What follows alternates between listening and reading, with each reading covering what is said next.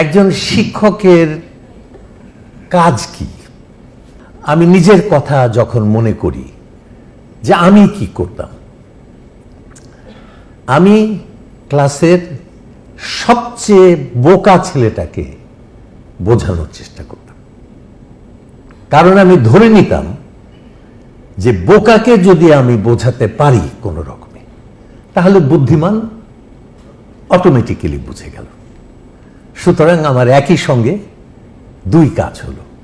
কিন্তু আমি যদি বোকাদের ভুলে থাকি এবং বুদ্ধিমানদের বোঝাতে চাই, তাহলে মেজরিটিকে আমি প্রত্যাখ্যান করে দিলাম।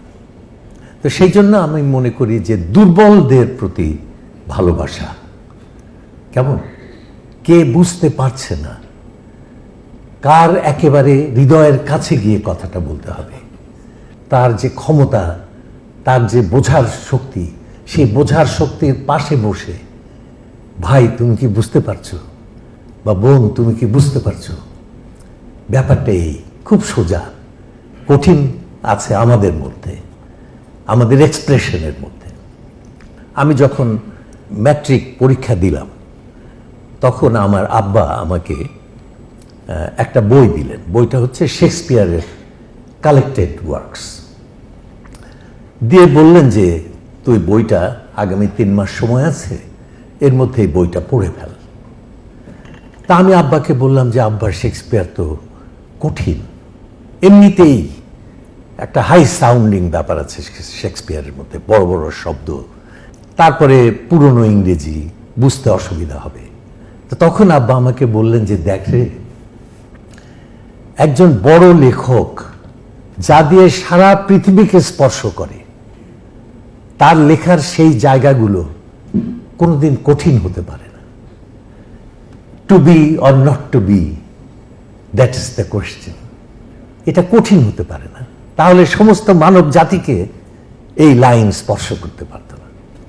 তো শেক্সপিয়ারের শ্রেষ্ঠ জায়গাগুলো, পৃথিবীর শ্রেষ্ঠ লেখকদের শ্রেষ্ঠ জায়গাগুলো, এমনকি আমাদের যে মহাপুরুষরা এসছেন, দার্শনিকরা এসছেন, তাদের শ্রেষ্ঠ জায়গাগুলো সব সোজা। কঠিন কোনগুলো?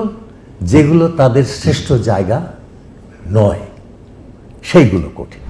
আমরা শিক্ষক, আমরাও কিন্তু মানুষের হৃদয় জগৎকে আমরা আলোকিত করতে চাই, আনন্দিত করতে চাই। কারণ আনন্দিত যদি আমি করতে না পারি, তার হৃদয়ের মধ্যে আমি কোনো দিন প্রবেশ করতে পারব না। ছাত্র আমার উপরে ক্ষিপ্ত আর আমি একজন ভালো শিক্ষক, এটা কোনো দিন হবে না। আমাকে ভালোবাসতেই হবে ছাত্রকে বা ছাত্রীকে। একজন শিক্ষক হতে গেলে কি পোশাক পরে একজন শিক্ষক এলেন, এটা কিন্তু ছাত্ররা একদম জানতে চায় না। একজন ছাত্র শিক্ষকের মধ্যে তার একজন বন্ধুকে খোঁজে, তার একজন উপকারী মানুষকে খোঁজে, যে মানুষ তাকে স্বপ্ন দেখাতে পারবে, সমৃদ্ধ করতে পারবে, সেই মানুষকে খোঁজে। কারণ এই জিনিসটা দেখা গেছে, মানুষ শিখতে খুব ভালোবাসে। একজন শিক্ষকের কাজ হচ্ছে সবচেয়ে অসহায় মানুষটার পাশে গিয়ে দাঁড়ানো, তাকে আশা দেওয়া, তাকে ভরসা দেওয়া, তাকে সহযোগিতা দেওয়া এবং তাকে আনন্দের জগতে জাগিয়ে দেওয়া। চলো চলো, হবে। এটা যদি হয়, তাহলে আর বাকিদের নিয়ে একজন শিক্ষকের আর চিন্তা করতে হয় না।